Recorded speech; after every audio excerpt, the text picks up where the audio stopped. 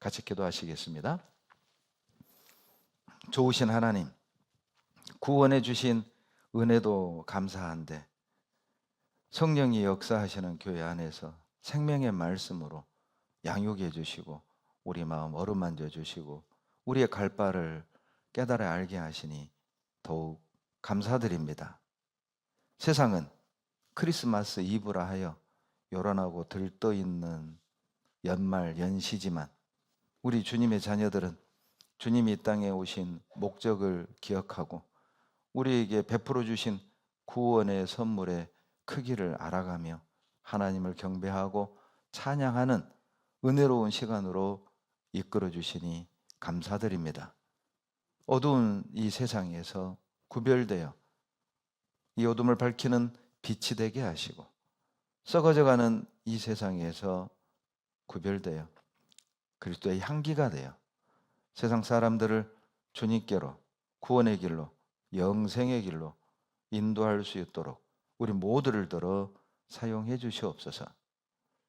마지막 때 더욱 정신을 차리고 열심을 품고 부지런히 주님을 섬기고 우리를 창조하시고 구원하신 목적에 합당한 삶을 살도록 도와주시옵소서. 말씀을 옳게 분별하고 자신을 주께 드리기를 힘쓰는 주의 자녀들이 되도록 도와주시옵소서. 이 시간 주님께서 이 땅에 오신 그 은혜를 기억하고 이제 우리에게 맡겨주신 사명을 감당하고자 하는 열망, 갈망, 열정을 우리에게 주시기를 간구드립니다. 멀리 외국에서 복음 위에 수고하시는 선교사님들과 그 가족들 건강과 안전 지켜주시고 믿음과 사랑을 더하여 주시옵소서. 병상에 계시는 많은 우리 주의 자녀들 치료해 주시고 위로해 주시고 어루만져 주시옵소서.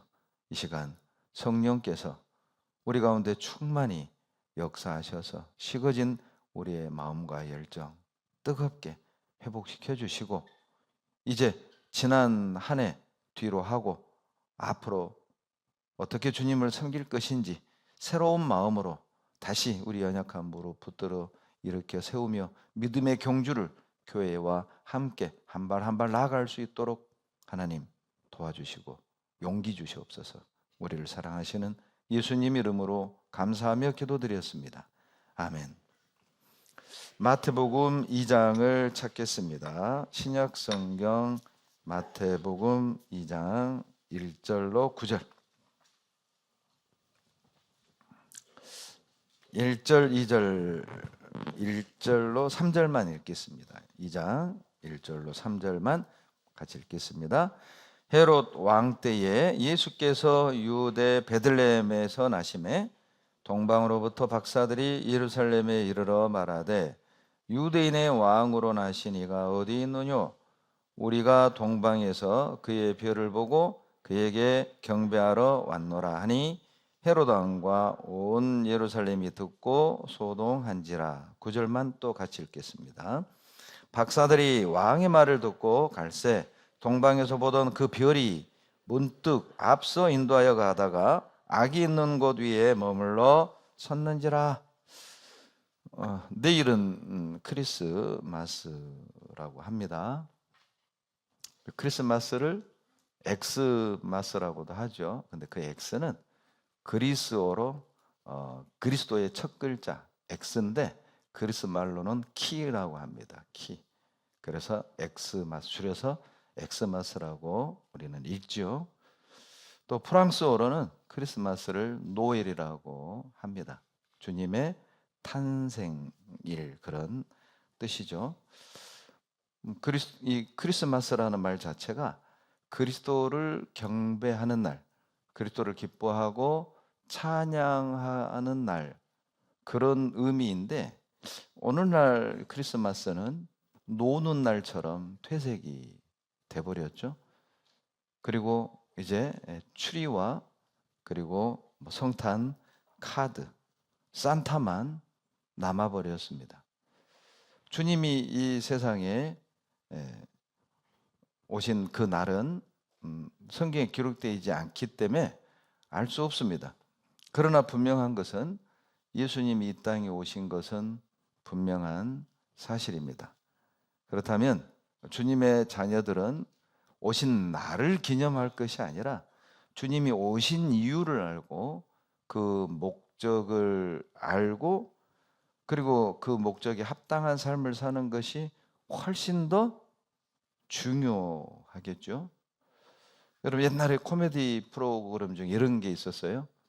장례식장에 가가지고 막 실컷 아이고 울더니 갑자기 일어나가지고 상주에게 근데 누가 죽었어요? 이거 완전히 코미디잖아요. 그러죠? 자기하고 전혀 상관없는 사람 장례식장 가가지고 아이고 실컷 운 뒤에 상주에게 누가 죽었어요? 이거 코미디잖아요. 아니, 남의 나하고 전혀 상관없는 사람 생일을 그렇게 막 기뻐하고 막 파티하고 잔치하고 난 뒤에 근데 누구 생일이에요? 이것도 코미디죠. 그런 격 아닐까요? 그래서 사람들은 왜 크리스마스를 그렇게 기다리죠? 저도 뭐 어린 시절 그렇게 크리스마스를 항상 기다리는 그런 동심이 있었습니다. 물론 두 가지 이유겠죠. 쉬는 날이다. 그리고 선물 받는 날이다. 그런데 왜 쉬는지, 왜 선물을 받아야 하는지 이유는 생각해 보지 않았어요. 이제 오늘 그 날에 대한 생각을 좀 해봅시다. 주님이 왜 이 땅에 오셔야만 했는지, 이 땅에 오신 그분이 나와 무슨 관계가 있는지, 우리가 그분을 만났다면 어떤 삶을 살아야 마땅한 것인지에 대해서 함께 생각해 보고 그리고 오후 2시에 즐거워합시다. 마태복음 2장 1절 2절을 제가 다시 읽어드립니다. 헤로드 왕 때에 예수께서 유대 베들레헴에서 나심에 동방으로부터 박사들이 예루살렘에 이르러 말하되 유대인의 왕으로 나신 이가 어디 계시뇨? 우리가 동방에서 그의 별을 보고 그에게 경배하러 왔노라. 여러분, 동방 박사는 우리가 자칫 잘못하면 뭐 점치는 사람 정도로 오해하는 경향이 있는데 이게 이 박사들이 천문학을 천체를 연구하는 학자라고 해요. 그리고 이제 어떤 자료에는 왕의 신하였을 것이다 이렇게 말을 합니다. 여하튼 이들은 그냥 단순히 점쟁이가 아닙니다. 분명한 것은 지식층이었고 아마 고위층이었을 것은 분명하다라는 것이죠. 그러니까 이 사람들이 별을 발견했던 거예요. 계속 하늘을 관찰하고 연구하다가 어느 날 갑자기 좀 다른 별을 발견한 거죠. 움직이는 거죠. 그 별이 어디를 막 움직이는 거예요. 그런데 이 동방 박사들은 저 별이 그 별이다 직감한 거죠. 그리고 그 별을 따라가기 시작을 했습니다. 여기서 말하는 동방은 바벨론을 말합니다. 과거에 BC 606년에 유대인들이 바벨론의 포로로 끌려갔잖아요. 70년 동안 포로 생활을 했죠. 그리고 아마 거기에 하나님 여호와에 대해서 분명히 전파됐을 것이고 그리고 거기에 바로 구약에 예언되어 있는 메시아 사상을 전파했을 것이고 그것을 받아들이고 믿는 사람도 생겼을 거란 말이죠. 이 동방 박사들은 구약의 메시아에 관한 예언을 뒤에 보면 잘 알고 있었던 겁니다. 그래서 그들은 아마 별을 통해서 주님이 언제쯤 오실지 아마 그런 연구를 하지 않았을까. 학자들은, 많은 그리스도인들은 그렇게 추정을 합니다. 어떻게 바벨론에서 예루살렘까지 800km나 되는데 그때 당시에는 내비게이션도 없었을 텐데 어떻게 바벨론에서 바로 예루살렘을 거쳐서 베들레헴까지 갈 수 있었을까? 이 마태복음 2장에 보면 인류 역사 최초의 내비가 나옵니다.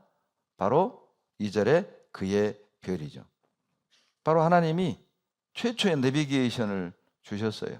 하늘의 별을 띄워서 그 동방 박사들을 예루살렘으로 베들레헴으로 예수님이 태어난 마곡간에 딱 이르러서야 별이 딱 스탑 섰잖아요. 그리고 이제 동방박사들이 이 마옥간안에 태어난 이분이 바로 메시아다. 바로 거기에 여러 가지 보물, 황금과 유황과 몰약을 예물로 드리고 경배하고 가잖아요. 여러분, 경배는 하나님께만 하는 겁니다. 그러니까 이 아기 예수가, 이 아기가 하나님이라는 걸 깨달은 거죠. 그러니까 거기에 경배를 하고 바벨론으로 돌아갔다는 것이죠. 하나님이 이 동방박사들에겐 특별한 별을 보내신 거예요. 동방박사들은 바로 그 메시아를 기다렸고, 그리고 관심을 갖고 별들을, 하늘을, 하나님이 주시는 징조, 또 하나님이 주시는 예표들을 관찰했다는 것을 알 수 있습니다. 그리고 그들은 분명 구약에 예언되어 있는 메시아가 오실 것에 대한 말씀을 굳게 믿고 있었기 때문에 그 별이 움직일 때 주저하지 않고 망설이지 않고 이게 그 별이다, 그 별을 쫓아갈 수 있었던 거예요. 하나님은요, 진리를 찾는 사람에겐 반드시 만나 주십니다. 하나님을 알기를 원하는 사람에겐 만나 주신다니까요. 여러분, 우리 가운데 교회를 그렇게 열심히 다니면서도 거듭나는 게 뭔지, 구원이 뭔지, 그리고 정말 하나님을 올바로 알고 싶어서 그리고 찾고 찾다가 그리고 구원을 받은 분들이 많잖아요.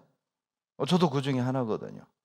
8년을 제가 교회를 다니면서도 구원이 뭔지, 거듭나는 게 뭔지, 새벽 기도를 그렇게 하고 차례를 하고 모둥산에 올라가 산기도를 해도, 기도원을 가서 기도해도 이게 안 풀려요. 마음에 있는 의심, 그리고 천국 갈 확신도 없고, 내가 열심히 할 때는 갈 것 같다가도 세상으로 돌아오면 불안한 거예요. 내가 이 모습으로 내가 이제 지금 이런 상황인데 내가 하나님을 만날 수 있을까? 천국에 갈 수 있을까? 그런 두려움이 오면 또 새벽 기도하러 가서 회개하고, 회개하면 갈 것 같고, 세상으로 돌아가면 또 불안한 8년의 반복 끝에 이 말씀을 듣고 구원의 확신을 갖게 된 겁니다. 하나님은요, 찾는 사람 만나 주십니다. 진리를 알기를 원하는 사람 만나 주십니다. 그래서 마태복음 7장 7절에 구하라 얻을 것이요, 찾으라 찾을 것이요, 두드리라 열리리라. 하나님은 구하고 찾고 두드리면 절대 외면 안 하신다니까요. 어떻게든 만나 주시는 거예요. 그래서 하나님이 이 동방박사들에게 놀랍게도 특별한 별, 2절에 보면 그의 별이라고 돼 있잖아요. 그분이 누구예요?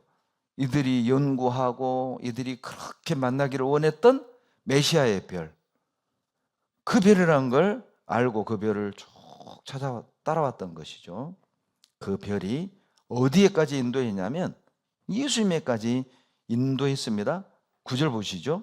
박사들이 왕의 말을 듣고 갈새 동방에서 보던 그 별이 문득 앞서 인도하여, 그 별이 인도했거든요. 그리고 동방박사들은 그 별을 의심 없이 따라갔고요. 그리고 아기의 놓은 곳 위에 머물러 섰어요.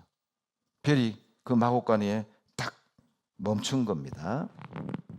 여러분, 바벨론에 태어나서 바벨론에 살고 있는 동방박사들은 스스로 예수님을 찾을 수 없습니다.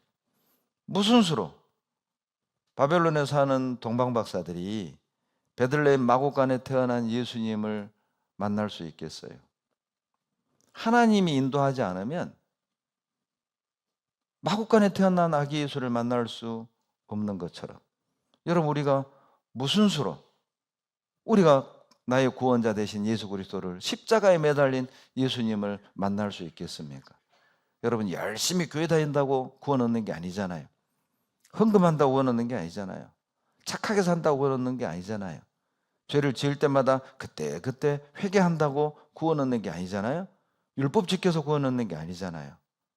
바벨론에 살던 동방박사들이 스스로 마곡간의 예수를 만날 수 없었던 것처럼 우리도 인간의 노력과 방법으로는 스스로 십자가에 매달린 예수님을 만날 길이 없다니까요.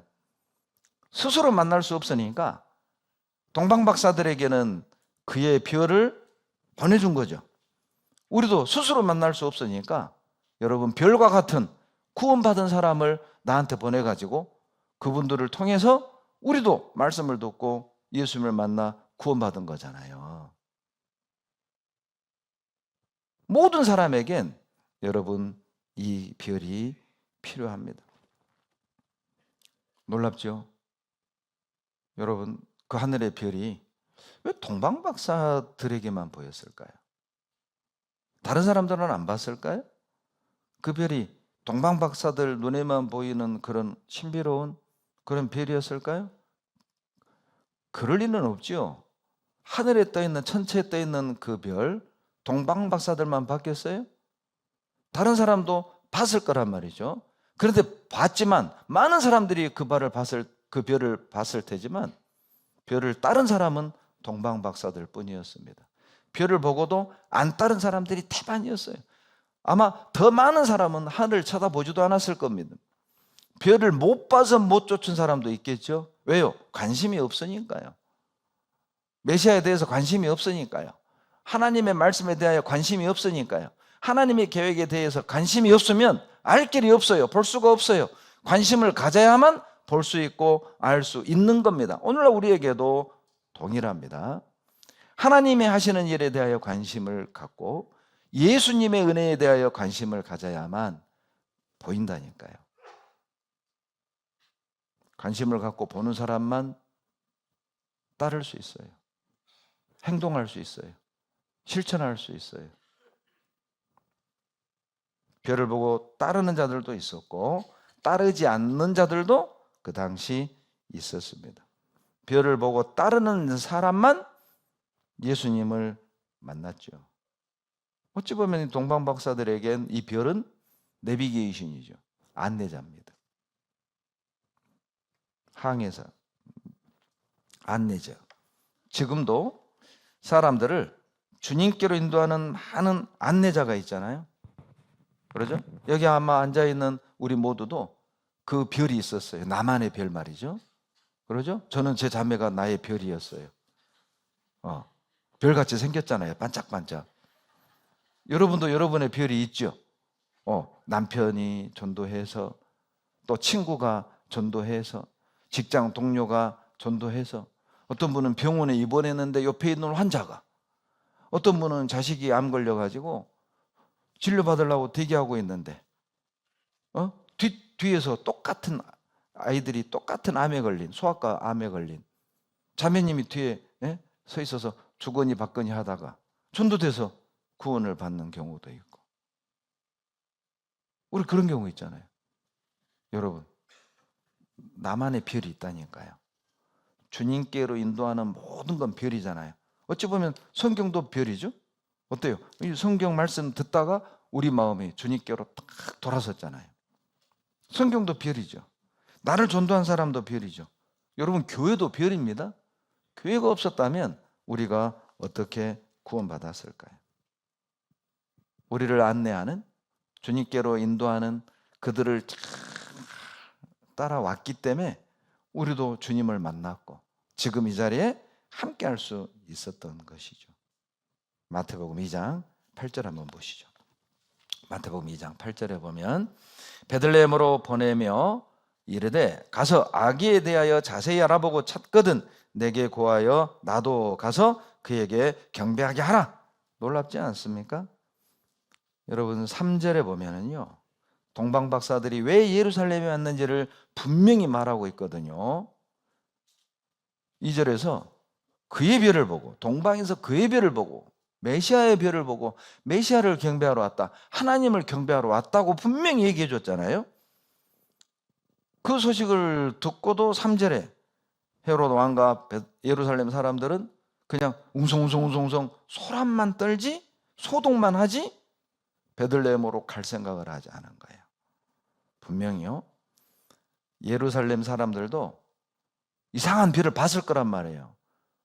전에 없던 별이 떠가지고 이게 막 움직여. 예루살렘 사람도 그 별을 안 받겠습니까? 아마 그 당시 신문에 있었다면 일면에 그냥 대서특필을 났을지도 몰라요. 이상한 별 뜨다 해가지고.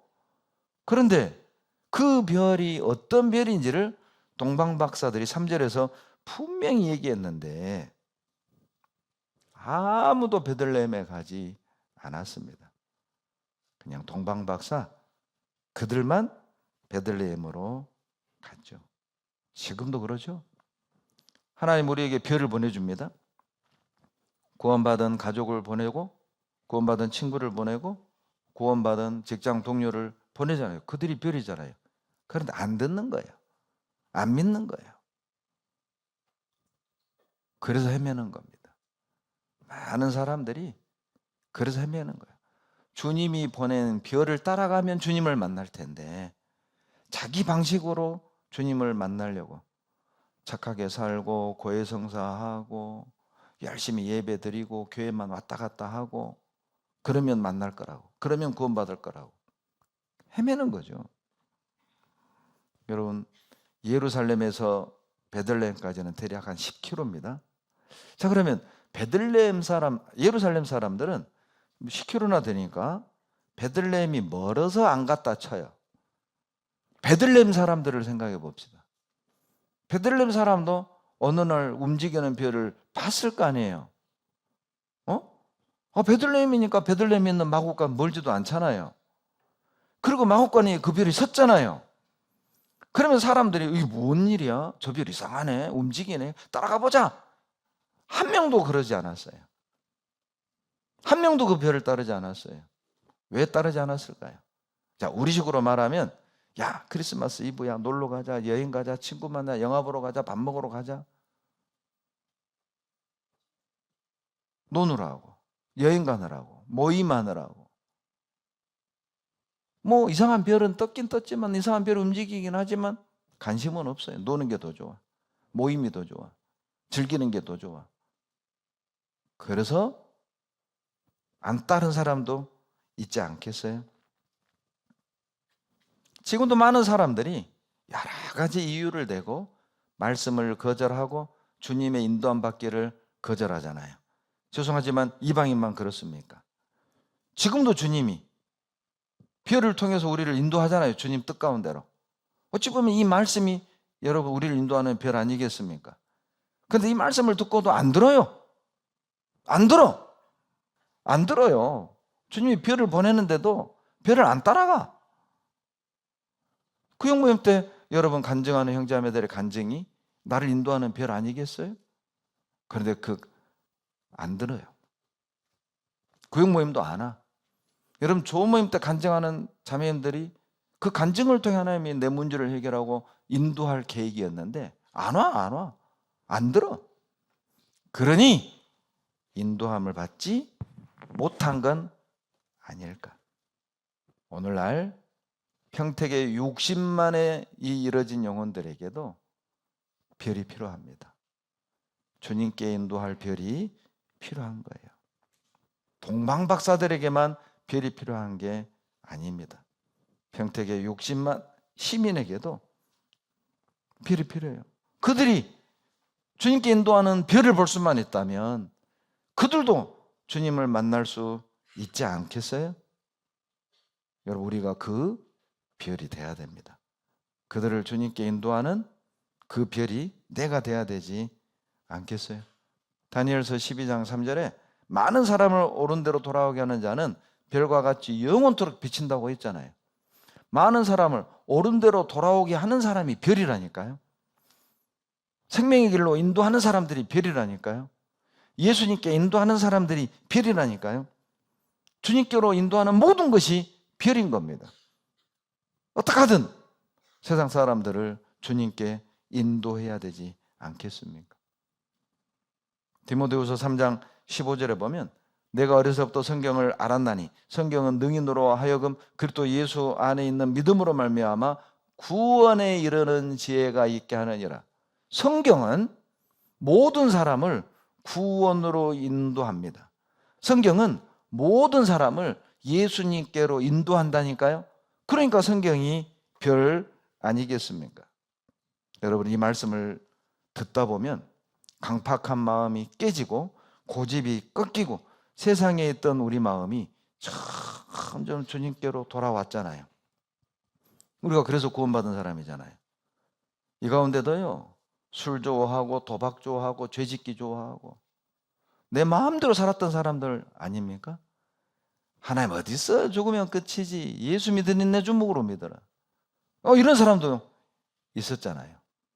그러던 우리가 이 하나님 말씀을 딱 듣는 순간 아이고, 큰일 났구나. 그분이 살아계시구나. 그리고 우리 마음이요, 조금씩 돈으로 향해 있던 내 마음이, 죄로 향해 있던 내 마음이, 술로 향해 있던 내 마음이, 권력으로 향해 있던 내 마음이, 쾌락으로 향해 있던 내 마음이, 스포츠로 향해 있던 내 마음이 말씀을 듣는 순간 어때요? 하루, 이틀, 3일, 4일 듣는 순간 마음이 주님께로 탁 향했잖아요. 그 사람 구원받았잖아요. 그러니까 이 말씀이 별이라니까요. 여러분, 이 말씀 한마디 한마디가 사람의 마음을 움직입니다. 성경은 하나님의 말씀이기 때문에 정신 차리고 들으면 움직인다니까요. 듣고도 안 움직이는 이유는 눈 감고 들어서 그래요. 눈 감고. 눈 뜨고 들으면요, 움직인다니까요. 이 말씀을 눈 뜨고 들었는데도 안 움직이면 사람이 아니요. 사람이 아니요. 여러분, 정신 차리고 듣잖아요. 이 말씀 들으면 말씀이 우리를 이렇게 합니다. 이렇게 잘 봐봐요. 잘 봐봐. 봐봐. 이것이 나예요. 말씀을 듣잖아요. 말씀이 나를 들어서 십자가에다가 딱 옮겨놔요. 말씀이. 자, 다시 할게요. 봐봐요. 말씀 우리가 듣잖아요. 그러면 이 말씀이요, 나를요, 죄에서 딱 들어가지고 봐봐. 구원의 은혜로 딱 옮겨놔요. 말씀이 그런 능력이 있다니까요. 좌우의 날선검보다 어떤 것보다 예리해서 관절과 골수를 찔러 쪼개기까지 해서 우리 마음까지 다 밝게 드러내잖아요. 깨끗하게 씻어 해결하셔요. 말씀은 그런 능력이 있습니다.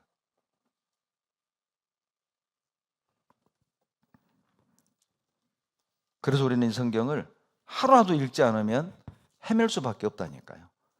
여러분, 이런 이유 저런 이유로 오늘 주일 말씀 안 듣잖아요. 그 사람 아마 월화수 헤맬 겁니다. 다행히 수요일날 와서 딱 말씀 들으면 이제 다시 별을 따라서 제 길로 가겠죠. 근데 수요일도 안 들어. 그럼 또 목금토 또 헤매. 그나마 다행히 그 다음 주일날 와서 말씀을 들으면 다시 제 길을 찾고 가겠지만 이 말씀을 안 들으면 또 헤맬 거란 말이에요. 왜? 말씀은 주님께 인도하는 별이니까요. 들으셔야 됩니다. 우리가 매일 묵상해야 되는 이유이기도 합니다. 여러분, 우리에게는 또 하나의 별이 있습니다.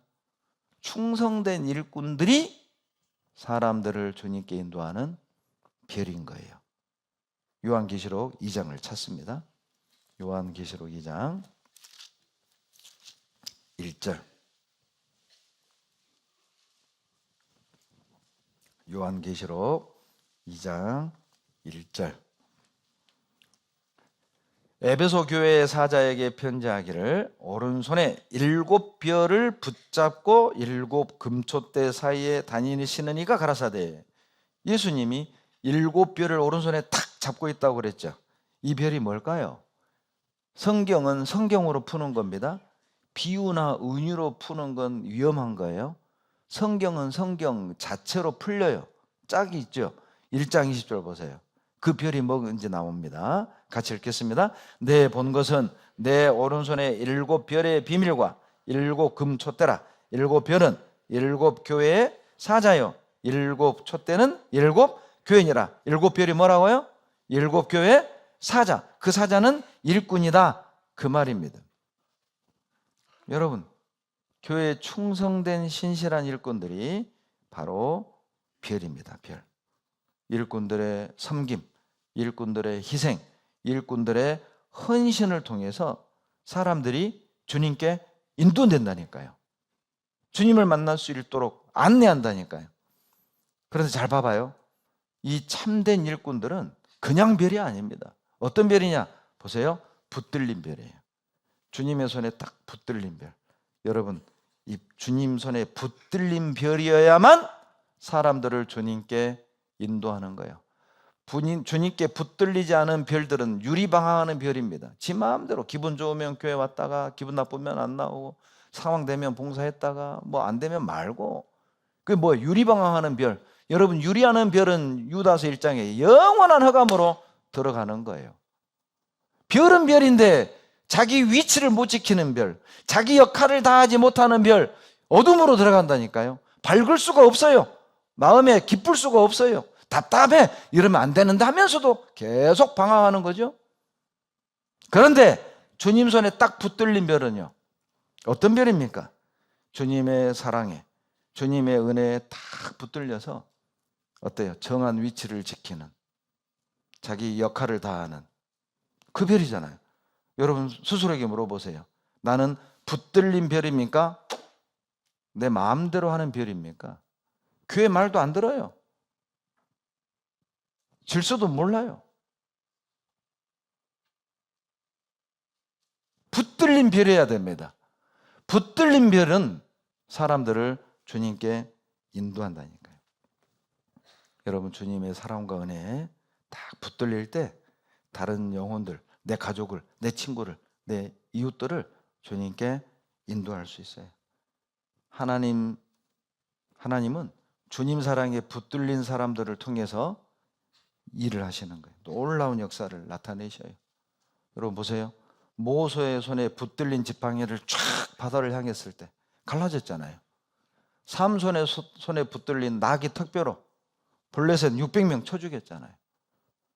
지팡이가 붙들린 이 지팡이가 어떤 지팡이냐, 무기가 어떤 무기냐, 이게 중요한 게 아니에요. 무기가 좋아서 승리하는 게 아니에요. 누구 손에 붙들렸느냐가 중요한 거예요. 나는 볼품없지만은 하나님 손에만 탁 붙들리면 나귀 턱뼈로 600명 죽였잖아요. 명검으로 적을 물리친 게 아니에요. 삼손이 턱뼈. 우리가 턱뼈 같은 사람이잖아요.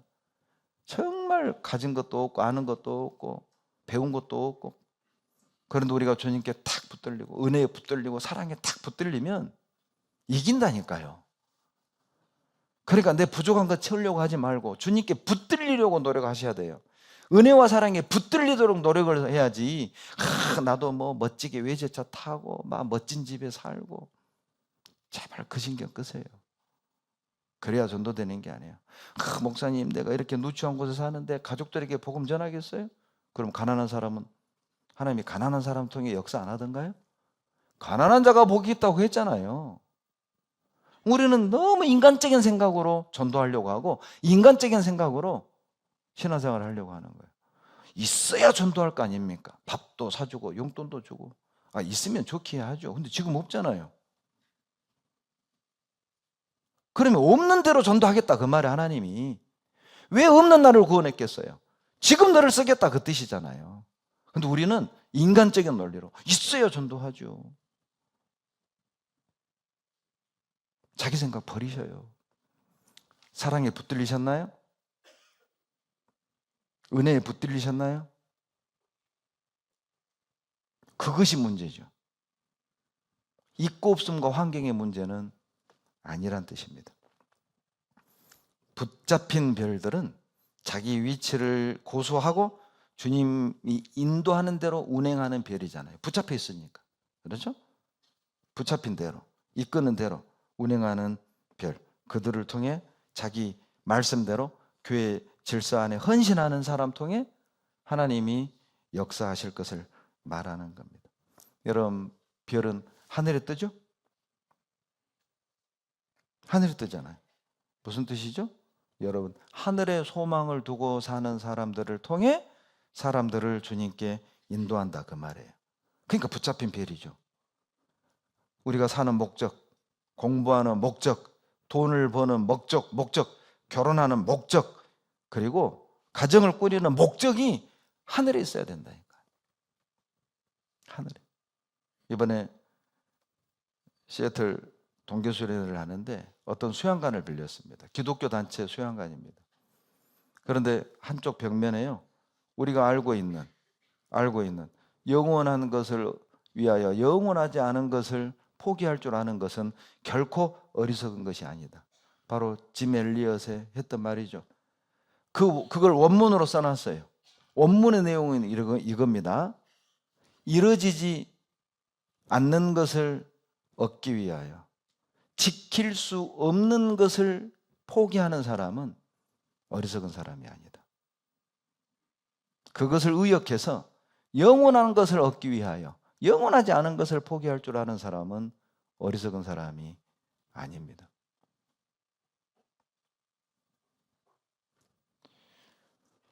하늘의 목적을 두고 영원한 것의 삶의 목적을 두고 사업을 하고 공부를 하고 돈을 벌고, 이번에도 어떤 집사님 댁에서 저희 선교팀을 홈스테이를 해주셨습니다.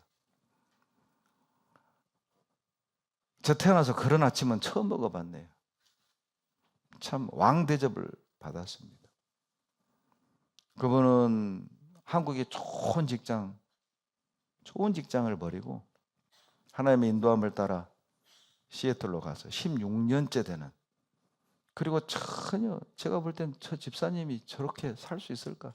제가 알거든요. 제가 강남교구를 담당할 때 같이 교제를 했었기 때문에. 그 영업할 성격이 못 돼요. 완전히 새님 선비거든요. 근데 거기서 비행기를 타고 다니면서 영업을 하고 사셔요.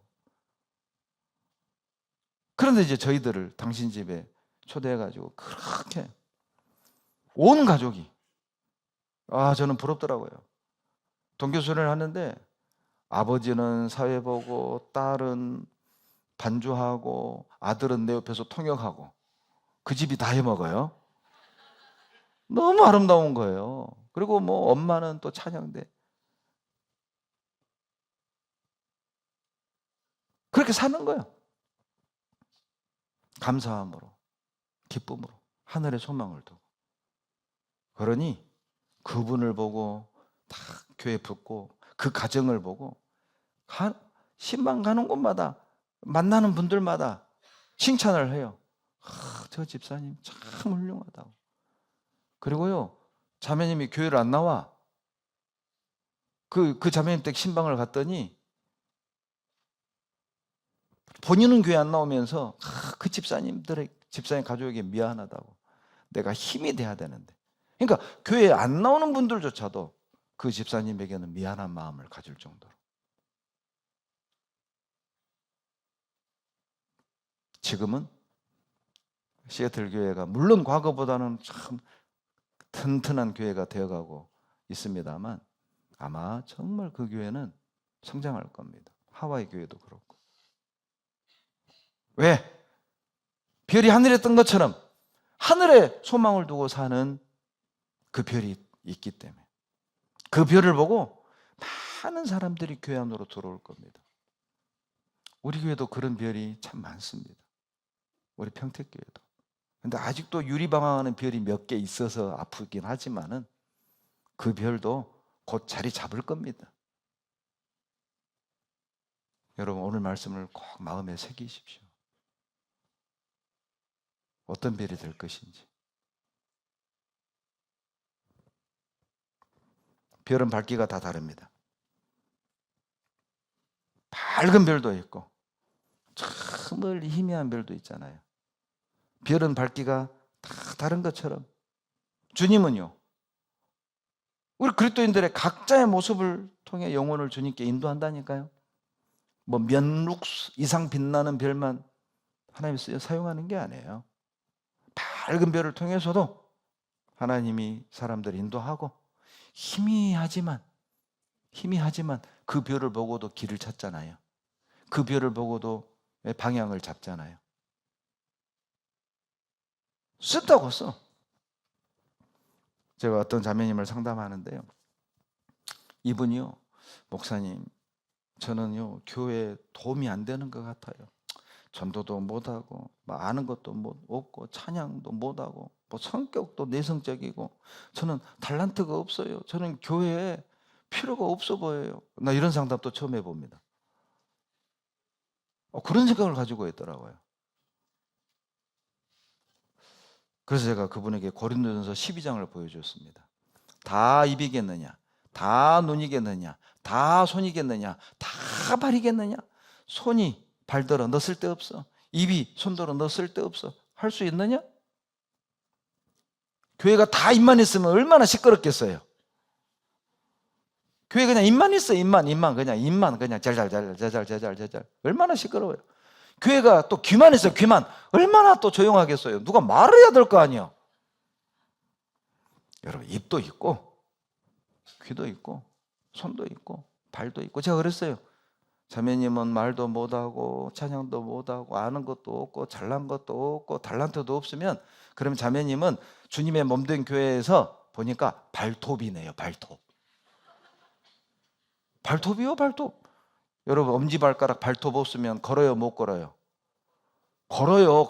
걷기는 걸어. 근데 잘 못 걸어. 저러요. 한번 뽑아봐요. 한번. 내 말이 사실이라는 거 알 거예요. 에? 한 번은 오른쪽 뽑고 한 번은 왼쪽 뽑아봐요.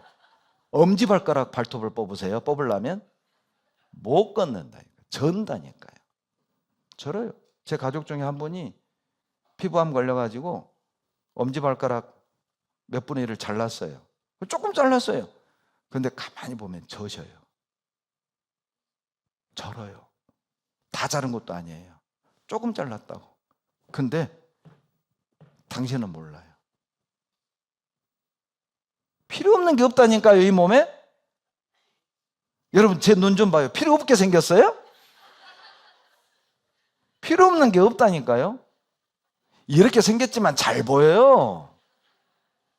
크다고만 뭐 시력 좋은 거 아니에요. 필요 없는 게 없다고. 여기 자매님이요, 맞네요. 여러분, 별은 밝기가 다 다릅니다. 그러나 다 쓰여요. 그 별을 보고도 길을 찾잖아요. 필요 없는 게 없다고. 그러니 내가 꼭 다른 형제와 똑같아야 될 이유가 없는 거예요. 내가 다른 자매와 똑같을 이유가 없는 거예요. 왜 나는 저 자매처럼 좋은 남편 못 만나가지고, 나는 왜 저 자매처럼 찬양도 못하고, 나는 저 형제처럼 돈도 많이 못 벌고, 아는 것도 없고, 구변도 없고, 리더십도 없고. 여러분, 여기에는 실수로 구원받은 사람이 한 명도 없습니다. 여기는 다 하나님의 평택교회 필요해서 구원받은 사람만 앉아있어요.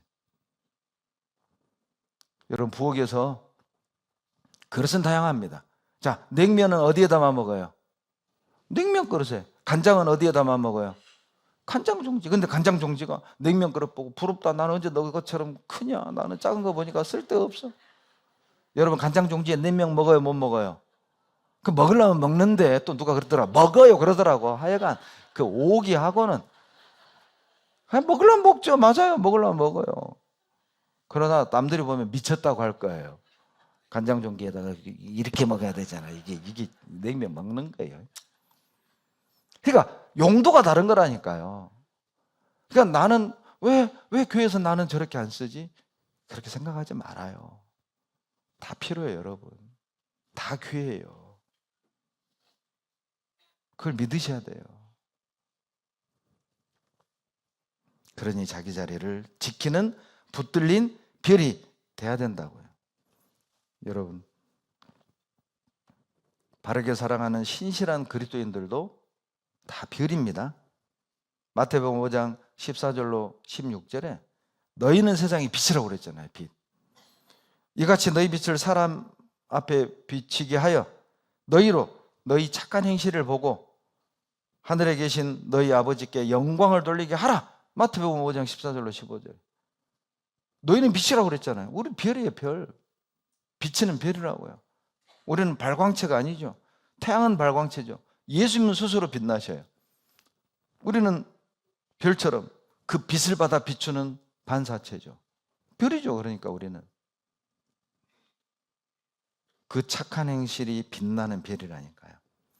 우리의 착한 행실을 통해서 사람들이 보고 다르다. 하와이 공항에서 그 세상에 그 자매님 만나가지고, 또 그 하와이 공항 그 자매님이요, 어떤 이제 그 몽골 사람 부부가 이게 이제 몽골로 돌아가야 되는데 여권 이름하고 비행기표 이름하고 달라버린 거예요. 저도 그런 경험했거든요. 근데 한국 인천공항에서는요 15만 원 주니까 바꿔주더라고. 글자 하나 바꾸는 게 뭐 힘들다고 15만 원이나 받아 하여간. 근데 아무튼 15만 원 주니까 바꿔줬어요. 그런데 하와이는 미국은 상당히 까다롭습니다. 뭐 하나 절차 통과하는데도요 엄청 오래 걸려요. 여러분 진짜 한국 좋은 나라입니다. 그런데 이게 비행기를 놓치고 갈 수가 없었어요. 잘 데가 없잖아요. 그런데 그 하와이안 공항 그 자매님이 자기 집에 그 몽골 부부를 데려다가 먹이고 재우고 입히진 않았구나. 그리고 보냈어요. 그러니까 이 몽골 부부가요 너무너무 감동받은 거예요. 그래가지고 지금 울란바토르에서 말씀 듣고 있습니다. 최근에 일어난 일입니다. 다르잖아요. 우리 착한 행실을 보고 하나님께 영광을 돌리게 하는 거예요. 우리의 봉사, 우리의 인내, 우리의 사랑, 우리의 용서, 우리의 나눔, 그것들이 다 빛나는 별이잖아요. 동방박사를 예수님께 이끈 그 별과 같이 우리는 우리의 그 선한 행실을 통해서 사람들을 주님께로 십자가로 인도하는 겁니다. 그러니까 나의 말, 나의 표정, 나의 행동, 그 모든 것들이 주님께로 인도하는 빛나는 별이 될 수도 있고 그 사람들을 헤매게 하는 어둠이 될 수도 있어요. 우리는 별입니다. 옆 사람 보세요. 옆 사람 따라서 하세요. 당신은 별입니다. 옆 사람 보고 따라서 해요. 당신은 별입니다. 별이 좀 이상하게 생기긴 했지만은 그래도 별이라니까요. 별 자세히 보면 뭐 구멍 뻥뻥 뚫렸어요. 멀리서 보니까 빛나고 예쁘지. 네, 별입니다. 여러분이 바로 스타입니다. 우리가 스타예요. 여러분, 별들이 싸우면 뭐가 되죠? 스타워즈요. 별, 스타워즈. 예. 그러니까 별들이 싸우면 다 죽는 거예요. 스타워즈니까. 그러니까 별들끼리 싸우면 된다, 안 된다? 절대 안 돼. 스타워즈 다 죽어요. 별은 빛나잖아요. 그러죠? 우리가 이렇게 말씀 듣고 웃는 거, 여러분 진짜 빛나는 거 이거. 또 오후에 성도 교제원 날 또 함께 웃고 울고 그거 빛나는 거잖아요. 어제 또 그 염화칼슘 그거 또 포대 옮기느라고 형제님들 오셔서 그것도 빛나는 거잖아요. 또 우리 시설부는 또 교회 곳곳 막 돌아보고 그거 빛나는 거잖아요. 우리 주차부 추운 이 날씨에 코트 입고 봉 들고 그거 뭐예요? 그거 빛나는 거라니까요. 그게 빛나는 거예요. 그게 별이야. 여러분 교회도 별입니다. 에베소서 3장 10절에 교회로 말미암아 하늘에서 정사와 권세들에게 하나님의 각종 지혜를 알게 하려 하심이니라. 여러분 이 말미암아가 영어 번역의 through입니다. 교회를 통해서 하나님의 각종 지혜를 알게 하는 거예요. 교회를 통해서 많은 사람들을 주님께 인도하는 거예요. 그 별처럼. 상상해 보세요. 만약 교회가 없었다. 저는 목포에서 구원받았습니다. 89년. 목포 교회가 없었다.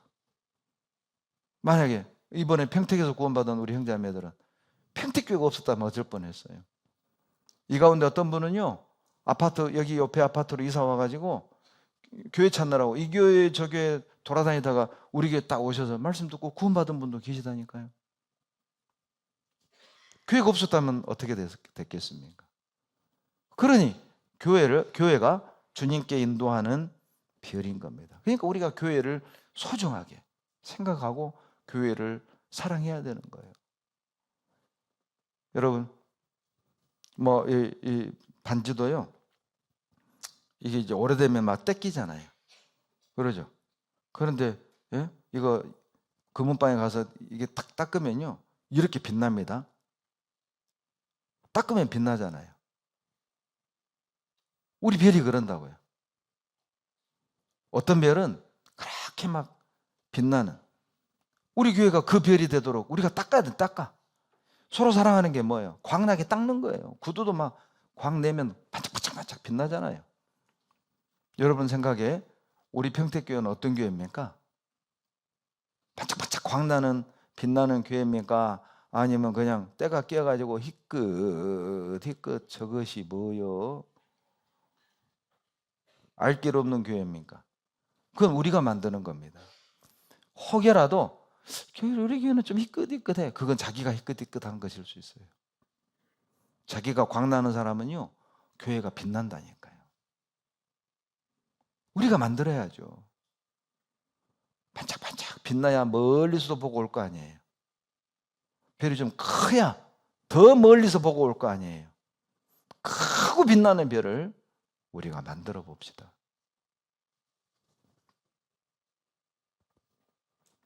그리고 여러분, 하나님이 주시는 이 징조도 별입니다. 베드로 후서 1장 19절입니다. 베드로후서 1장 19절. 베드로후서 1장 19절입니다. 다 같이 읽겠습니다. 또 우리에게 더 확실한 예언이 있어 어두운 데 비치는 등불과 같으니 날이 새어 샛별이 너희 마음에 떠오르기까지 너희가 이것을 주의하는 것이 가하니라. 여러분, 더 확실한 예언이 샛별이 된다고 돼 있잖아요. 여러분, 새벽녘에요, 샛별이 이렇게 탁 밝게 뜨면 동트겠다 알죠?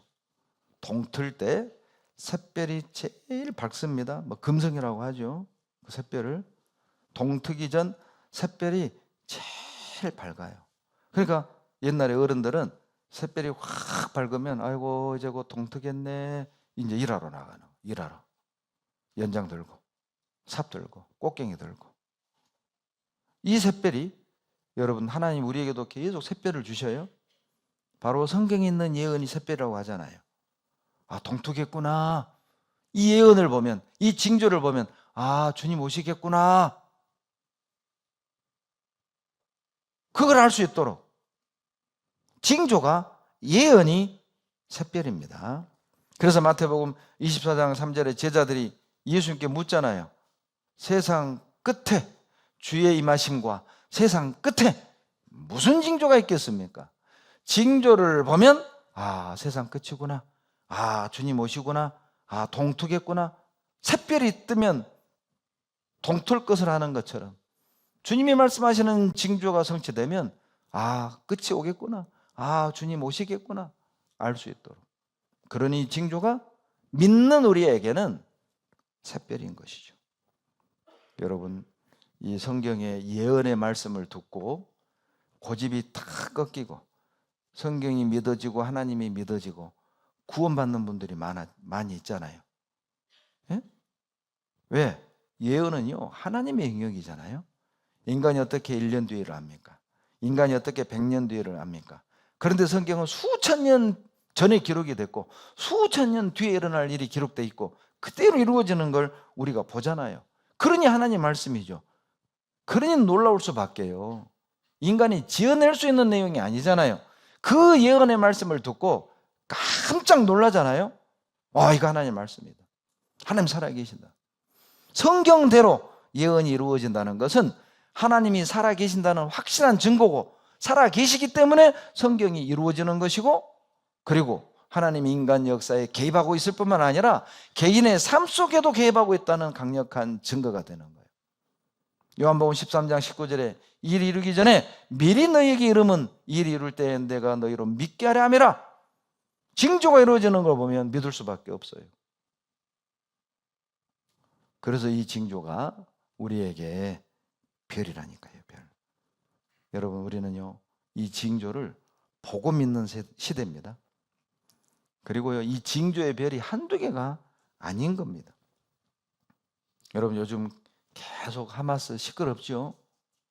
그런데 지금 이스라엘이 어때요? 헤즈볼라를 폭격했습니다. 이 헤즈볼라가 그냥 미사일을 이스라엘 땅으로 막 몇 개씩 잊을만 하면 터뜨리고 잊을만 하면 터뜨리고, 이제 가자 지구가 어느 정도 딱 진정이 되니까요, 어느 정도 딱 통제권이 들어오니까 이제는 폭격기를 레바논으로 보냈습니다. 그리고 헤즈볼라 다 때렸잖아요. 만약에 헤즈볼라는 이란이 후원하고 있거든요. 지원하고 있거든요. 헤즈볼라의 후원 교회가 아니라 후원하는 나라가 이란입니다. 여러분, 그 이란이 에스겔 38장에 바사입니다. 바사. 만약에 헤즈볼라하고 전면전이 벌어지면 이란 개입 가능합니다. 가능성이 높아요. 그러면 에스겔 38장 전쟁이 가능하다니까요. 그런 식으로 이루어질 수도 있다고. 여러분, 이미 시리아의 러시아 군대는 와 있습니다. 그러니까 러시아가 개입하는 건 시간 문제라고. 왜? 지금 우크라이나도요, 탄 떨어지고, 우크라이나 군대가 탄 떨어지고, 지금 젤렌스키 인기가 계속 떨어지고 있죠? 그러면 이제 러시아가요, 우크라이나 진정 국면에 들어가면 눈을 중동으로 돌릴 가능성이 있어요. 하나님이 샛별 보여주잖아요. 이제 일어나라고. 샛별 뜨면 이게 잠잘 때가 아니라 일어날 때다, 일하러 갈 때다 아는 것처럼 하나님이 확실한 예언의 샛별을 우리에게 보여주고 있잖아요. 잠잘 때가 아니라니까요. 여러분, 지금도 잠잘 때가 아닙니다. 말씀 시간입니다. 지금도 잠잘 때가 아니고 이 시대도 잠잘 때가 아니다. 일할 때란 말이에요. 일할 때. 일할 때라고요. 이렇게 살 때가 아닙니다. 이렇게 시간 보낼 때가 아니에요.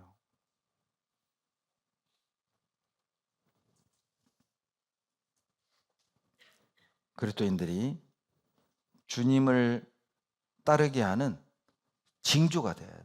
여러분, 우리도 세상 사람들에게 징조가 돼야 됩니다. 저 사람들 보니까 정말 하나님 계시네. 저 사람들 보니까 정말 뭔가 말씀대로 이루어지는 것 같아. 이사야 8장 보시죠. 이사야 8장 18절.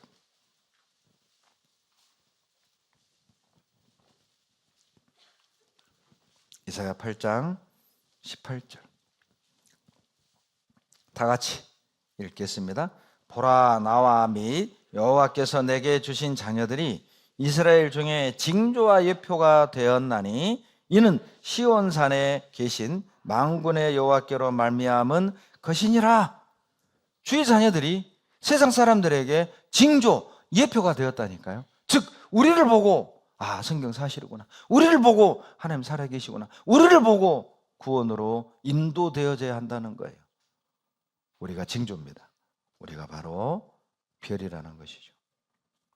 여러분, 그리스도인은 주님을 증거하는 별입니다. 별 중에 여러분 가장 큰 별이 뭐예요? 별 중에 가장 큰 별. 자, 태양보다 지구에서 더 크게 보이는 별이 있어요. 지구에서 크게 보이는 별.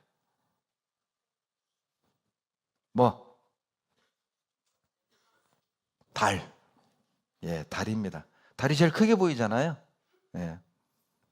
여러분, 우리는 달과 같은 별인 거예요. 시편 89편 보시죠. 시편 89편 37절. 시편 89편 37절. 다 같이 읽겠습니다.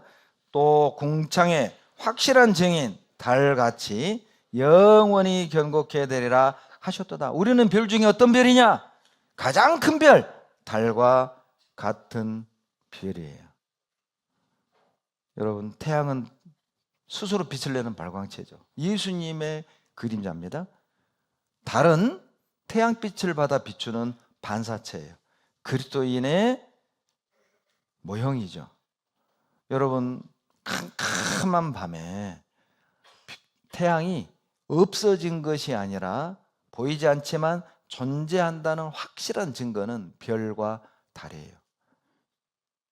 달을 보면, 빛나는 달을 보면 태양은 보이진 않지만 존재한다. 그래서 달이 확실한 증인인 거예요. 하나님이 눈에 보이지 않지만 달과 같은 우리를 보면 하나님은 확실히 살아계신다 알 수 있도록 우리는 살아야 한다는 것이죠. 달을 통해 태양의 존재를 알 수 있는 것처럼 여러분 항상 모든 시대에는요 주님께로 인도하는 별들이 있었어요. 달과 같은 증인들이 있었어요. 이삭 시대에는 이삭을 보고 하나님을 알 수 있었습니다. 아브라함 시대에는 아브라함을 보고 하나님을 알 수 있었습니다. 다윗 시대에는 다윗을 보고 하나님을 알 수 있었습니다. 그렇다면 마지막 시대에는요. 마지막 시대 세상 사람들은 도대체 누구를 보고 하나님을 알 수 있을까요? 여기 앉아 있는 우리입니다. 우리가 하나님을 알 수 있도록 살아야 합니다. 나를 만나는 모든 사람들은 나를 만남으로 말미암아 하나님을 알고 예수 그리스도를 만날 수 있어야 됩니다. 달은 지구와 일정한 거리를 두고 있잖아요. 지구라면 달은요 계속 일정한 거리를 두고 돌죠. 무슨 뜻이죠? 지구가 세상이라면 달은 그리스도인이죠. 섞여서는 절대 빛날 수 없어요. 일정한 거리를 둬야만 어때요? 빛이 나죠. 세상과 같은 모습으로는 절대 빛날 수 없어요. 세상과 타협하고 세상과 섞여서는 절대 사람들을 인도할 수 없습니다. 안디옥 교회 성도들을 그리스도인이라고 그랬죠? 사도행전 11장 26절에 그리스도인이라는 단어가 성경에 처음 나옵니다. 안디옥 도시 사람들이 안디옥 교회 성도들을 보고 저것들은 그리스도인, 우리식으로 말하면 저것들 예수쟁이 그런 뜻이에요. 왜? 자기들하고 달랐거든요. 자기들하고 구별됐거든요. 말하는 게 다르고 행동하는 게 다르고.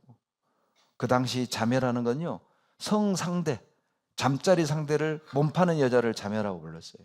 그런데 저것들은 서로 형제자매라고 불러. 근데 보면은 가족 개념인 거예요. 그러니까 완전히 다른 거잖아요. 그 당시 여러분이 성경 기록 당시 로마 시대에는요 어린 애들은요 약한 애들 나오면 버렸다니까요. 늑대굴에다가. 우리 스파르타 알잖아요. 어린아이 보호하는 개념이 없었습니다. 노인을 공경하는 개념이 중세 고대에 없었다니까요. 초대시대에. 복음이 증거되는 곳마다, 기독교가 전파되는 곳마다 어린아이를 보호하고 여자를 보호하고 노약자를 공경하는 그 개념이 생긴 거예요. 율법이 있잖아요. 노인을 공경하라고. 그러니 세상 사람들이 볼 땐 완전히 다른 거예요. 그 사람들 당시 가치관에선 상당히 충격적인 가치관을 가졌던 것이죠. 그래서 빛나는 겁니다. 달라. 마치 달과 지구가 일정 거리를 두고 도는 것처럼 여러분 세상과 구별되지 않고서는 증인의 역할을 할 수 없다는 뜻입니다. 그리고 여러분 달은 여러 종류가 있죠. 여러분 달 종류 아는 대로 얘기해 봐요. 달 종류 초승달, 또 보름달, 상향달. 역시 어른들만 나와요. 상향달 뭐 이런 거 젊은 사람들은 몰라. 상향달, 금음달, 그러죠? 반달, 여러 종류의 달이 있죠. 이번에 하와이 그 선교 갔을 때 박물관을 갔는데 이 하와이 원주민들이요 달을 보고 고기를 잡고 달을 보고 식물을 키운 거예요.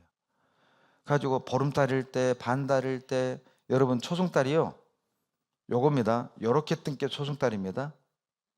왼손 해봐요. 왼손. 초승달은 왼쪽 손톱이에요. 요렇게 뜬 게 초승달이야. 금음달은 요렇게 뜬 겁니다. 오른손 해봐요. 요렇게 뜬 게 금음달이에요. 뭔 말인지 모르면 뒤지세요. 네이버에게. 요즘 목사 말 잘 안 믿더라고. 네이버 말만 믿지. 해봐서 찾아보세요. 그러니까 여러분 달이 여러 종류가 있는 것처럼 그리스도인도 여러 종류가 있어요. 보름달 같은 그리스도인, 그러죠? 온몸으로 주님을 증거하는 그리스도인.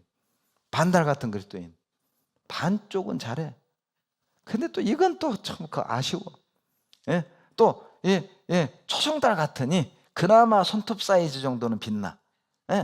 그런데 월식도 있어요. 월식. 지구 그림자의 달이 사라졌어. 세상에 먹혔어. 저분이 구원받은 건지 안 받은 건지 헷갈려. 여러분은 자, 보름달 손들어요. 마음에서 나 보름달이다. 보름달. 예, 한 명 손들어서 한 명 용감해요. 용감해. 얼굴이 보름달 같은데. 자, 반달 손들어서 반달. 마음으로. 초승달. 예, 또 한 명 두 명 손들었어요. 월식 손들어서 월식은 집무실로 내려오세요. 좀 교제 좀 합시다. 예. 여러분, 우리는 달입니다. 달은 안 뜨는 곳 없잖아요. 달은 안 뜨는 곳이 없어요. 이 말은 무슨 말이죠? 평택에도 뜨고 시애틀에도 뜨고 하와이에도 달은 뜨잖아요. 여러분, 달은 어디서 뜹니다. 그 말은 우리는 달과 같은 증인인 우리들은 어디서든 전도해야 한다, 그 뜻이에요. 어떤 책을 읽는데 너무 글귀가 좋아가지고 제가 성경 제일 앞에다 써놨어요. 그리스도가 없는 가슴마다 선교지이고 그리스도가 있는 마음마다 선교사다. 여러분, 주님을 구세주로 맞이했다면 그 사람이 선교사입니다. 그리스도를 안 믿는 사람들이 있다면 우리가 거기가 내가 선교해야 할 선교지라고. 그리스도가 없는 가슴마다 선교지이고 그리스도가 있는 가슴마다 선교사다. 달은 어디든 뜹니다.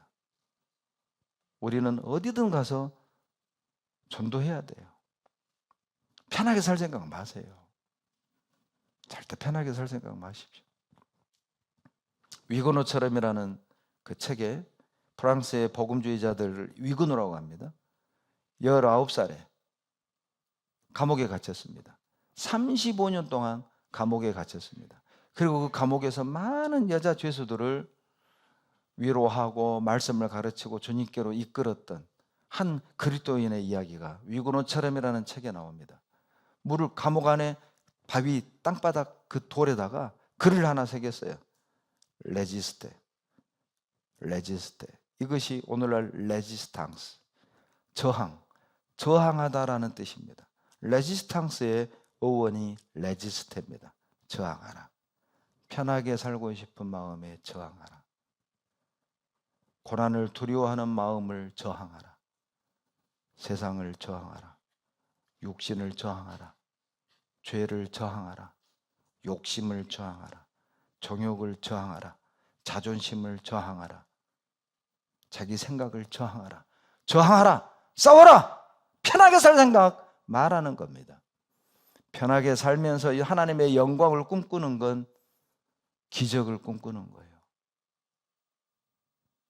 고난을 싫어하면서 주님 품에 안기려고 뛰어간 생각은 쓸데없는 상상인 거예요. 고난을 받으셔야 됩니다. 저항하십시오. 달은 어디서든 뜹니다. 달은 어떤 사람 앞에도 뜨잖아요. 윤석열 대통령 앞에도 달 뜨고, 거지 앞에도 달 뜨고, 농부 앞에도 달 뜨고, 달은 누구 앞에서도 뜨는 것처럼 우리는 누구에게서든 증인이 돼야 됩니다. 누구에게도 외쳐야 됩니다. 왜요? 우리가 달이니까요. 여러분, 달은 지구 주위를 맴맴 돌면서 비추죠? 정해진 궤도를 도는 것처럼 우리는 자기 위치를 지키면서 교회 안에 자기 역할을 다 하면서 빛을 비추는 거예요. 예? 교회 안에 하나님이 정한 위치 있잖아요. 역할 있잖아요. 그걸 하면서 가족 전도하고 그걸 하면서 직장 생활하는 거지. 예? 그냥 교회 안에 위치나 역할은 그냥 다 팽개쳐버리고 내 하고 싶은 거, 내 갈 길.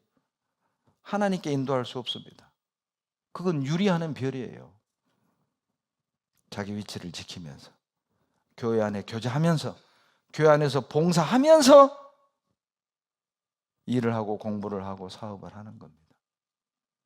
그 사람을 통해 주님께 인도하는 것이니까요. 여러분, 우리가 이 시대의 별입니다. 다니엘 12장 3절입니다. 다니엘 12장 3절.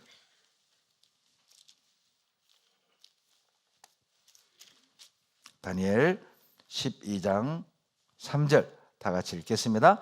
지혜 있는 자는 궁창의 빛과 같이 빛날 것이요 많은 사람을 옳은 대로 돌아오게 하는 자는 별과 같이 영원토록 비치리라. 여러분, 별들이 밤하늘을 빛내는 것처럼 캄캄한 밤을 아름답게 수놓는 건 별입니다. 어두운 이 세상을 아름다운 세상으로 만드는 사람들이 별과 같은 우리 그리스도인입니다.